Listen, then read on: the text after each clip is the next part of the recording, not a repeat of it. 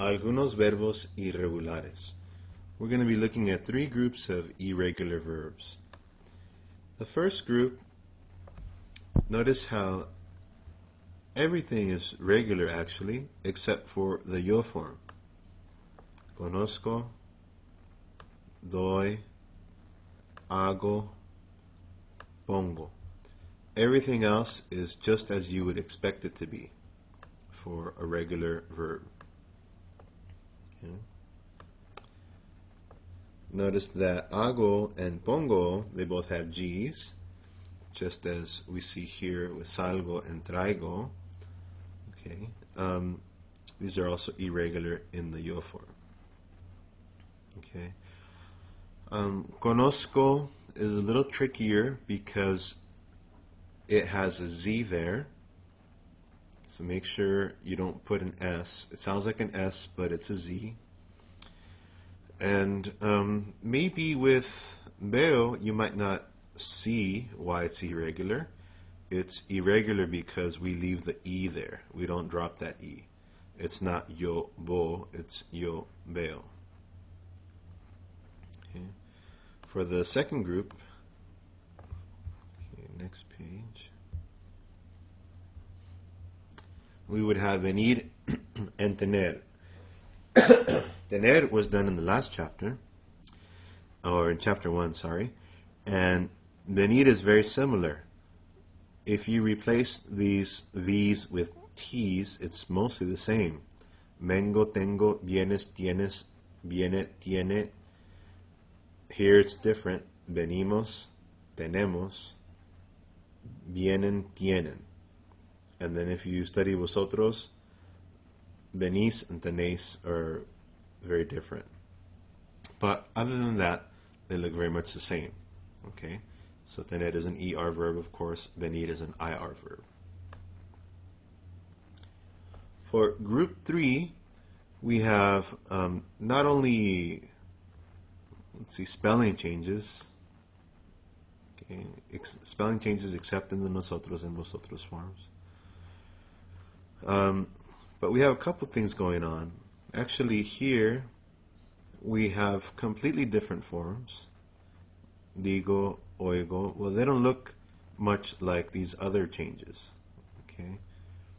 So these other changes are very similar, but these within the same verb are a bit different.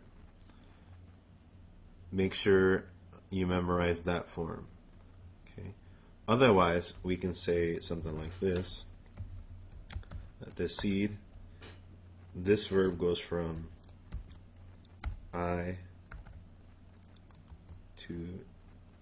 from E to I. Okay. And oír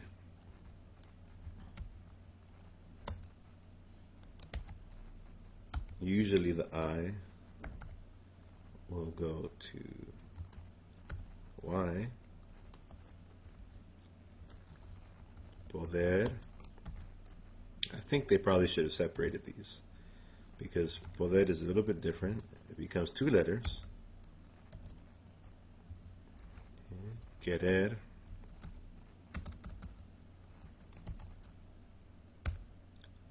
That goes from, let's say, UE to UEI. Okay. So let's see. The yo form is irregular. Rather than being yo digo, it's yo digo. Slightly irregular. But then the E changes to I. Tú dices. Él dice. And one thing you should notice for all of these is that the changes, the irregularities do not affect nosotros or vosotros. Decimos, ellas dicen. Okay. So actually, if you write it out like I did, then you will see that this top row, at least for this group of verbs, I said these should have been separated. I think these should be separated because let's see, these yo and nosotros forms are different, follow a different pattern than these. And then for oír, oigo, oyes, oye, oímos,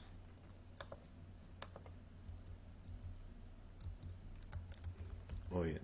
So for almost all verbs that are irregular in the present tense, the irregularity, actually for every verb in the regular present tense, the irregularity will never affect nosotros or vosotros.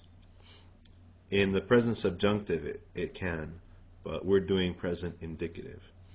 Okay, and again for these two, these are different, whereas these look very similar. Even though they're also irregular, they look very similar. Okay. And then I recommend separating these mentally, the top two from the bottom two.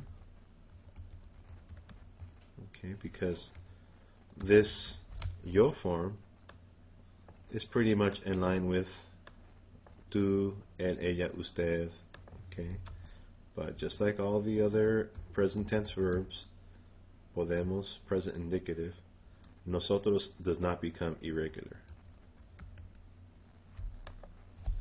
And I recommend that you also write them down the way I am and just figure out for yourself how this is working.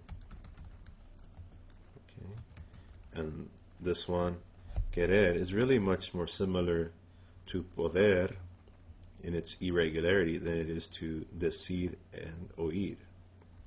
So this could possibly be a different group. But these are rules that we grammarians make up, but they're not steadfast rules.